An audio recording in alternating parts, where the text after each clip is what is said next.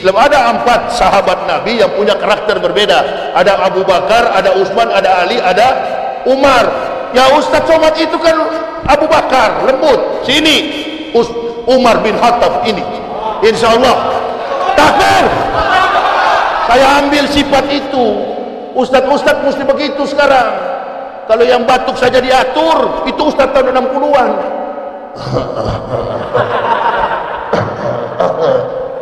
Makan pun pengawal sampai berapa orang. Ambil ikan ada pengawal 1, ambil nasi ada pengawal 1. Istri saya nggak pernah saya suruh sendoki, nggak pernah. Tanya istri saya. Tapi kalau subuh lain cerita. Hah? Istri saya nggak pernah saya bilang, mak tolong ambil nasi itu, enggak. Tidur di rumah nggak pernah pakai spring bed. Ada spring bed sampai yang mahal punya ada di rumah. Saya tidur di karpet di lantai selama 12 tahun. Tanya, wallahi, punggung saya ini sudah kenyang dengan kenikmatan dunia. Jangan tidur sekarang.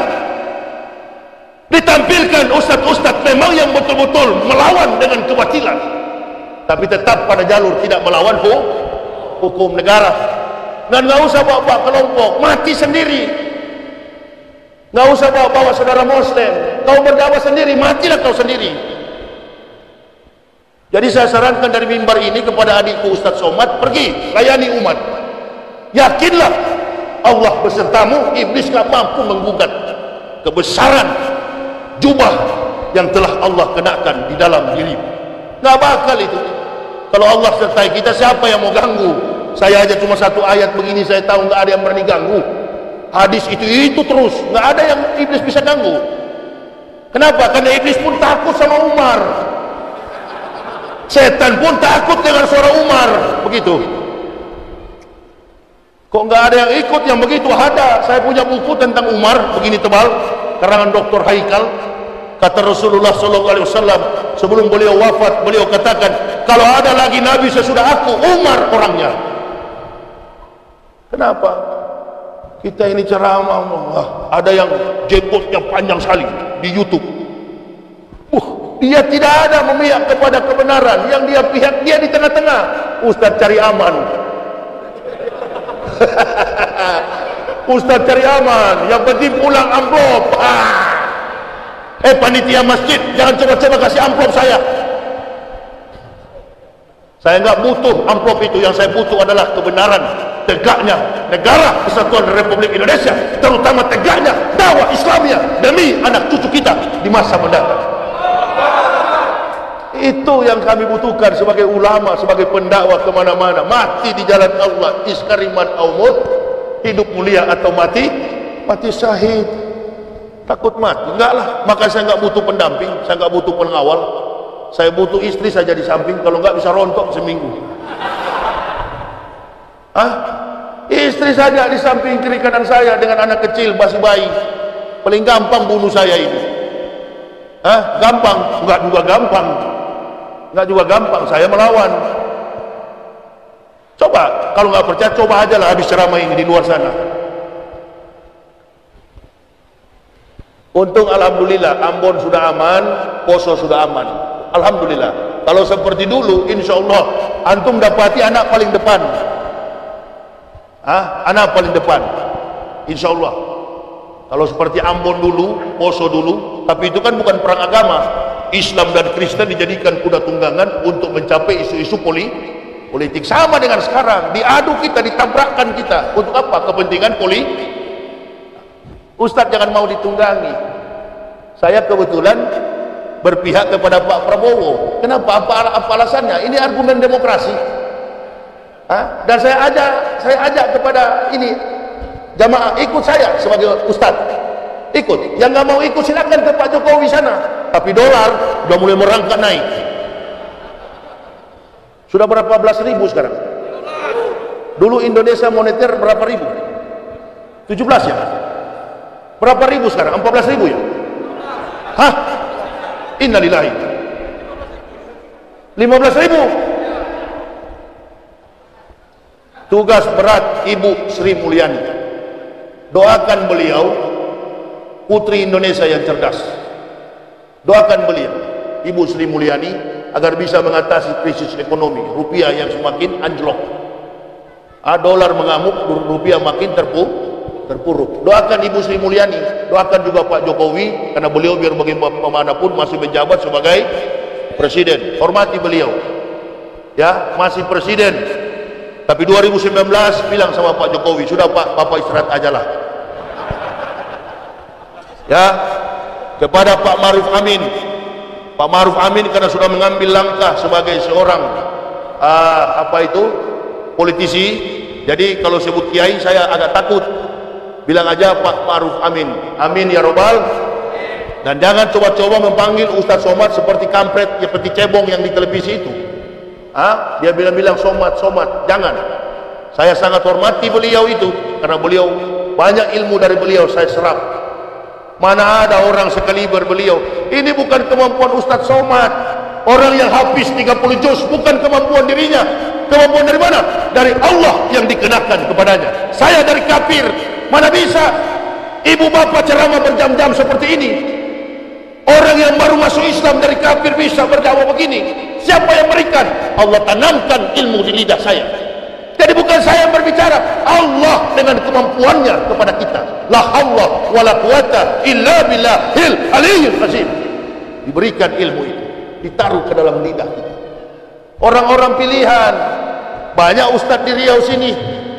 Ada yang doktor di Masjid An-Nur, guru kita, ulama kita, doktor yang istiqomah, bukan seperti tuan guru bajingan. Doktor yang istiqomah, men. Doktor Mustafa Umar itu betul-betul doktor, berdiam di masjid, mendidik umat dengan ilmu agama. Ente kuliah di Mesir, jadi gubernur, Masya Allah. Lombok, saudara-saudara kita ditimpa musibah. Hati-hati, Bali tidak ditimpa tsunami, Bali tidak jadi gempa. Aceh, tadi malam saya katakan di Koto, Pangkalan Koto Baru, Sumatera Barat sering jadi gempa. Kenapa? Mayoritas Muslim, hobi bermain judi, hobi narkoba di Kota Padang, di Aceh juga begitu. Lebih cepat dihisap oleh Allah. Kenapa? Karena kata Kiai Haji Muda Arifin Ilham, karena terlalu banyak munafik di negara ini. Dia nggak suka kalau lihat orang Islam menang masjid begini, marah dia. Dia lebih suka di jalan-jalan main gaplek, judi. Kalau dibilang kafir marah tuh. Dibilang kamu nggak sholat, kamu jadi seperti orang kafir, tersinggung. Alhamdulillah lumayan masih ada iman. Nggak apa-apa, tetap masuk surga, tapi benjol-benjol. Begitu. Nah, di saat sudah tidak sholat, di saat sudah tidak ke masjid, datang orang kafir. Sini dulu kamu. Kamu agamamu apa? Islam. Kok kamu nggak sholat? Ya nggak. Nih 1 M. Kau hantam saudaramu sana. Kamu agamamu apa? Saya Islam. Kok kamu nggak pergi sholat Jumat? Iya. Nih 500 juta. Kau pukul saudaramu sana. Pernah dengar di kisah Nabi Musa ada seorang yang namanya Barsisa. Dia hidup selama 125 tahun. Alim, tak pernah berbuat cemar, tak pernah melakukan dosa. Iblis datang sebagai seorang ahli ibadah, nginap di pesantren Barsisa. Ditanya oleh iblis, apakah ini tempat pengajianmu, Barsisa? Ya. Bolehkah saya menginap? Boleh. Wahai ahlil ibadah, boleh kau menginap di rumah saya. 3 hari iblis menyamar sebagai ahli ibadah. Iblis tidak makan, iblis tidak minum, iblis tidak melakukan aktivitas apapun kecuali sujud ibadah. Barsisa lihat 3 hari 3 malam nggak makan minum, puasa, takjub Barsisa. Dia bertanya, Lis, apa sah? Ente ibadah begini hebat, ilmunya dari mana? Kata Barsisa, gampang. Kata iblis, gampang. Ahli ibadah ini yang nyamar, iblis menyamar. Gampang kalau antum suka yang begini. Antum bermaksiat dulu kepada Allah, barulah antum mendapatkan ilmu ini. Yang pertama, coba antum pergi ke sana, satu kampung, antum bunuh saudara muslim. Kata Barsisa, nggak mau. Antum berzina, apalagi itu. Ya sudah, kalau antum nggak mau itu, satu aja yang ringan. Apa? Minum tua. miras oplosan. Ada miras di kampung sebelah yang jual janda cantik. Janda apa istri orang? Masih istri orang. Pergi dia ke kampung sebelah. Karena dia lihat minum miras hanya ringan, dia tidak membunuh, dia tidak berzina. Begitu dia minum miras, yang penjual miras cantik, istri orang. Kabur sudah penglihatannya, dibawa, ditahan, disandra di dalam kamar, nyaris diperkosa. Datang suaminya, kepergok, langsung suaminya dihajar, hampir mati. Orang kampung kepung, salib dia di tengah terik matahari, digantung, dicambuk 80 kali, diderah dengan cambuk, kemudian disaksikan oleh iblis dari bawah palang salib. Bagaimana nasib? Saya adalah iblis yang membodohi kamu. Panas setahun dihapuskan oleh hujan. Kesetiaan, ketakwaan, keulamaannya selama 125 tahun tumbang dalam 1 jam. Mengerti maksud saya? Hidup mulia kita beriman, mati dalam keadaan husnul khatimah. Ya Allah, ya Allah, biha ya Allah, bi husnul khatimah. Ya Allah, biha ya Allah, biha ya Allah, bi husnul khatimah. Minta setiap kali kita tahajud malam, ribuan kali kita sebut itu. Nggak akan ada rasa takut dengan kematian itu. Tumbang 125 tahun nggak pernah cemar, cuma 1 jam saja iblis bisa goda. Jadi nggak jadi ukuran. Ente duluan masuk Islam, Yahya Waloni ini baru. Nggak begitu. Saya punya teman satu kelas di sini, di masjid ini. Namanya Novi, itu ada Ibu Novi. Teman saya waktu SMP, cerita Nov, bagaimana kenakalan saya dulu. Siapa yang berani sama saya di kelas? Nggak ada yang berani, jago kampung ini. Bapak saya angkatan darat, jadi saya kalau ditangkap polisi cepat bebas. Nakal di atas nakal. Saya ikut bela diri Raja Wali Kakari, taekwondo, suka berkelahi. Tanya Novi itu, satu kelas sama saya, SMP Negeri 3 Manado. Tapi walaupun saya nakal, tanyalah bagaimana otak saya, dia tahu. Novi tahu, satu kelas kita. Dia bilang, Ustaz, kenal lupa sama saya. Yok, masa kena lupa apa kita? Bahasa Manado. Nama saya Yopi. Ya, Yopi Yahya Waloni. Waktu masuk Islam, Yopi saya buang. Kenapa? Karena tetangga anjing saya namanya Yopi. Coba nama saya jadi Muhammad Yahya Waloni. Kalau tanya saya di kampung, tidak ada kata-kata orang di kampung. Oh itu tukang berkelahi. Tukang berkelahi, nakal di atas nakal. Ibu saya yang suruh, terlalu nakal kamu, sekolah pendeta. Disekolahkan saya sekolah pendeta, karena orang tua sudah nggak mampu ngurus sama saya. Kenakalan saya cuma satu, berkelahi. Nah ini jangan sampai kamu, jangan sampai kumat lagi, kan begitu kira-kira. Apalagi ada One Pride sekarang ini, One Pride TV One kan. Saya lihat kalau di TV itu saya dengan Nuril ini sama beratnya.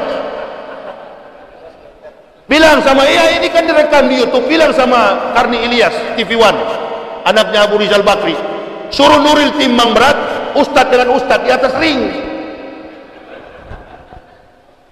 Mas apa itu MMA? Ya, MMA. Itu masuk di situ TV One, One Pride. Suruh naik dia di ring, suruh ukur timbang, kita berhadapan. Jangan jangan suka memperalat orang lain. Saudara Muslim di Jawa diperalat, kemudian Ustaz Somad juga di Riau tidak usah suruh orang. Udah saya dengan Nuril aja di atas ring. Sosok jagoan Ustadz itu bukan berkelahi. Ustadz itu didik umat itu ke jalan yang lurus. Sosok bajingan. Makanya saya selalu katakan, lebih baik mantan kafir, mantan bajingan jadi ustadz daripada mantan ustadz. Kalau mau jadi bajingan, bajingan sekalian. Ada ringnya, ada tempatnya. Di mana? MMA TV One. Lapor kepada Karni Ilyas, Pak Karni, saya mau lawan Yahya Waloni, dia ceramah di YouTube mau lawan saya. Alhamdulillah. Memang ini terulang lagi dulu-dulu ini. Kalau mau jadi petinju, mau jadi tukang kelahi, jangan jadi ustad. Sana latihan pukul sansak sana, salurkan bakatmu. Di dalam dakwah begini enggak ada, jangan pikir masalah duniawi. Ghadwatun fisabilillahi aw rahatun khairun minad dunya wa ma fiha. Berangkat pagi atau sore, berjuang di jalan Allah adalah lebih mulia daripada dunia dan segala isinya. Jadi tak berkumpul begini untuk bekal mati besok. Bagaimana kita diwafatkan oleh Allah dalam keadaan husnul khotimah. Sampai di surga sana kita ketemu pengurus masjid. Assalamualaikum Ustaz. Waalaikumsalam warahmatullahi. Mau kemana Ustaz? Enggak, sebentar lagi ambil handuk. Ustaz tempatnya di mana? Cuma lantai 10. Iya, Ustaz yang begini tempatnya di lantai 10, jamaah di lantai bawah. Ya enggak sholat-sholat, tukang kebun. Enggak apa-apa biar tukang kebun, yang penting surga. Masuk surga, ketemu pengurus masjid, ketemu tentara, ketemu polisi. Sama-sama kita di dalam. Kenal di mana Pak sama saya? Di Pekanbaru. Masa Ustaz lupa? Saya waktu itu kan mewakili Kapolsek. Oh iya ya. Kenapa Kapolsek tidak hadir? Takut. Kenapa Dan Ramil tidak hadir? Sibuk. Kenapa Camat tidak hadir? Takut. Siapa yang datang? Ustaz Yahya. Pantas.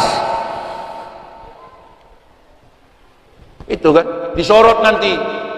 Nggak apa-apa, kita bicara kebenaran. Jujurlah, angkatlah wajah kita kalau bicara tentang kebenaran. Nggak usah di belakang-belakang layar, depan-depan begini. Kalau di belakang layar itu nggak betul, itu sama dengan teroris kan. Mau bom orang, rakit dulu, rancang dulu, nanti nggak ada orang baru bom. Itu tindakan penakut itu. Bukan orang Islam itu. Di Pekanbaru ini ada tuh yang kurang ajar begitu. Polisi lagi jaga di pos orang Islam yang aktif di masjid, polisinya dibantai sama teroris. Apa yang dia bawa? Islam yang dia bawa. Bukan Islam yang begitu. Kalau Islam begini nih, tembak langsung. DTL, dakwah tembak langsung.